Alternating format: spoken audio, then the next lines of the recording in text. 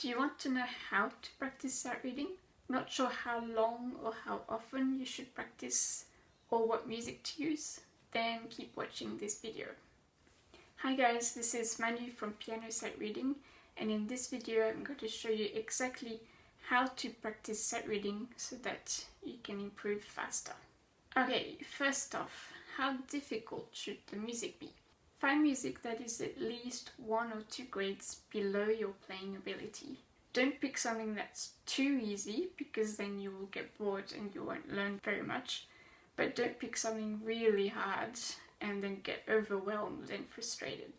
So pick something in the middle and just outside your comfort zone.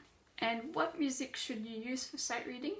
Well, technically you can use any music for sight reading.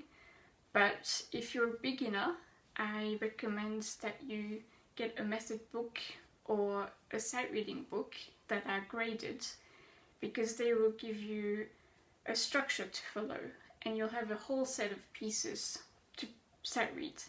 If you don't have a book, then you constantly have to look for new music. And if you're a more advanced sight reader, I recommend you get a collection of pieces in various genres. Something like the Essential Keyboard Repertoire series, or find pieces by different composers in different styles. Now, how many times should you sight read a piece? Ideally, you want to sight read a piece only once, but if you play through it and you struggle, either start again slower or pick an easier piece. How many pieces should you sight read in a session? Aim to sight read several pieces in a session. In fact, the more pieces you sight read, the better, because the idea is to expose yourself to as many different genres and patterns as possible. To give you an example, I typically sight read about 25 minutes a day, and in that time I sight read between 5 to 8 pieces.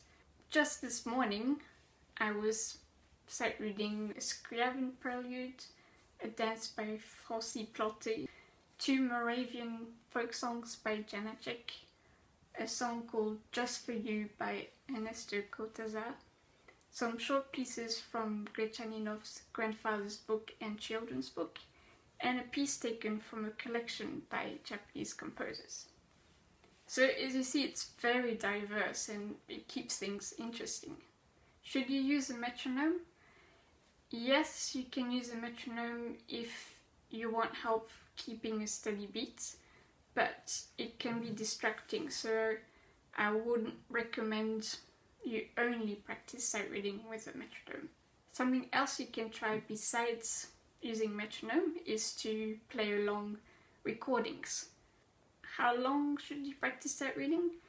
As a general guide, I recommend you do between 5 to 20 minutes a day, depending on your level. So if you're a beginner and you practice 30 minutes a day, then you might devote 5 minutes of that time to sight reading.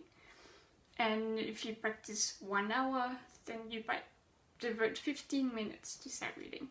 For example, I practice generally 1.5 hours every day, and 25 minutes of that time is dedicated to sight reading. But this is all just a guide, so if you want to sight read longer than that, go right ahead. Just beware that sight reading can be very taxing on the brain, so if you notice you're losing focus, just stop and have a break or do something else. How often should you practice sight reading? Well, as often as possible. Ideally, practice daily or as often as possible. Try to avoid practicing sight reading once a week for an hour. It's better that you do even just 5 minutes a day, but every day. What should you aim for when practicing sight reading? Aim to play the notes and the rhythm accurately at a consistent tempo, and make sure you start at a slow enough tempo so that you have time to process the notes that you're reading. If you find it hard to keep the tempo, either start again slower or find an easier piece. And if you're a more advanced sight reader, aim to play musically. Try to follow the dynamics, the tempo markings, the pedal markings, etc. So try to make it as musical as possible. Of course, if you're a beginner, you also want to play musically, but just playing the notes and the rhythm accurately is a big enough task for you, so make that your number one goal. Now, should you sight read hands together or hands separately? If you can, always sight read hands together. Having said that, if you're a beginner and you're still learning your notes in the treble and bass, then start hands separately. Then once you're more fluent in the treble and bass, only ever sight read hands together. Alright, that's it. I hope the tips I gave you today will help you in your sight reading practice. If you have any questions, feel free to comment below. And if you want to see more videos like this where I give tips and advice on sight reading, then don't forget to subscribe.